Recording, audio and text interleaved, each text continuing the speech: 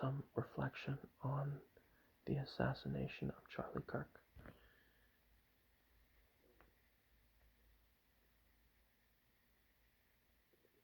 So basically, Charlie Kirk was a right-wing liberal.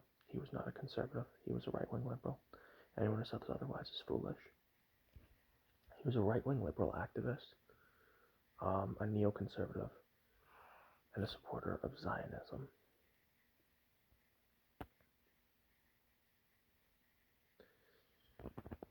And he was my enemy, in the sense that we had an adversarial relationship. Some may ask, due to the political differences, we had an adversarial relationship. Some would ask, does that mean you celebrate his death? No, I do not celebrate his death. In fact, it was very unfortunate, and I do not view it as a positive thing. I grieve his death. As a Christian, I am supposed to pray for my enemies and wish the best for them. I am not supposed to wish death or harm on someone.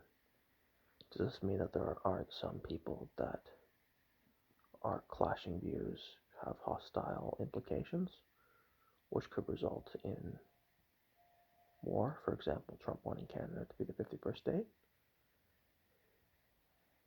No. It just means that I don't celebrate my enemy's demise.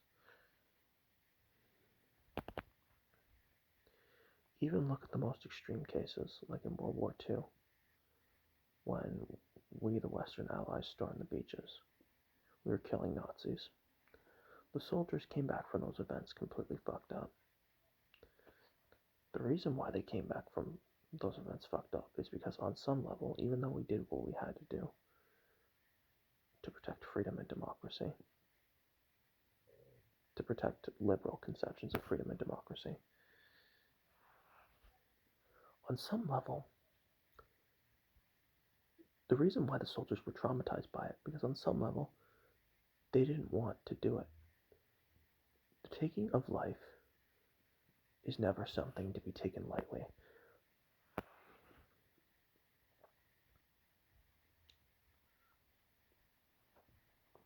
At the same time, there is no but here. No buts at all. Because but implies that I somehow don't believe in what I'm saying. I 100% believe in what I'm saying. At the same time, though, you know whose lives I also grieve? I grieve the lives of the millions of Palestinians that are suffering as a result of Israel's policies. And the interesting thing about Mr. Kirk is he was starting to wise up a little and become critical of Israel. I don't have any specific quotes on me, but yeah. I grieve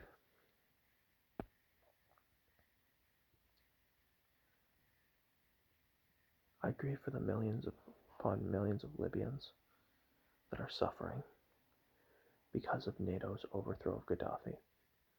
I grieve for the people, for Christians in the Middle East, whom as a result of the overthrow of Libya's Gaddafi,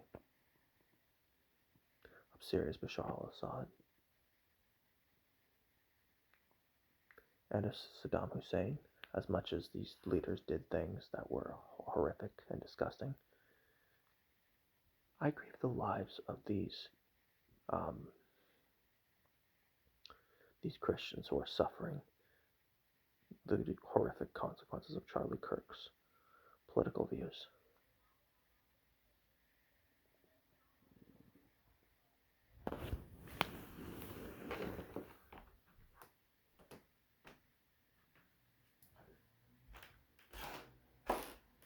Because unlike certain of my fellow Christian brethren, my Christianity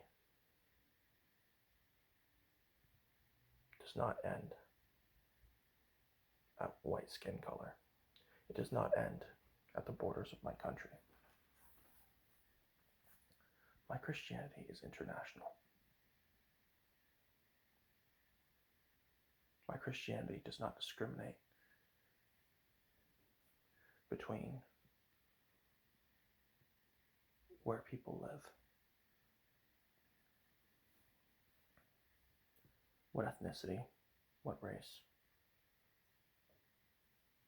Okay?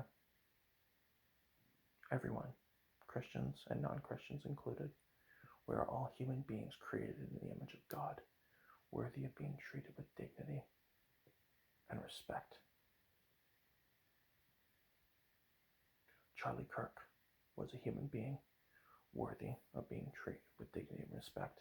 The countless Palestinians, including Palestinians and Christians, who have suffered or are suffering, are human beings created in the image of God, deserving of respect and dignity.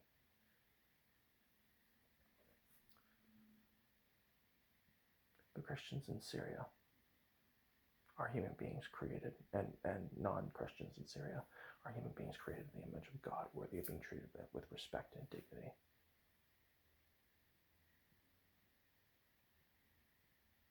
And the same thing can be said for the Christians in Iraq, and non-Christians alike. This is the difference between my Christianity and the Christianity of the right. It doesn't stop at the border. It's international.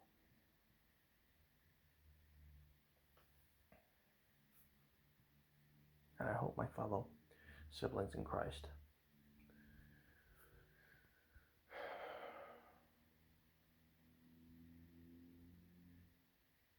on both sides, whether you're on the left like me or on the right like my sibling in Christ, Charlie Kirk, was, recognize this.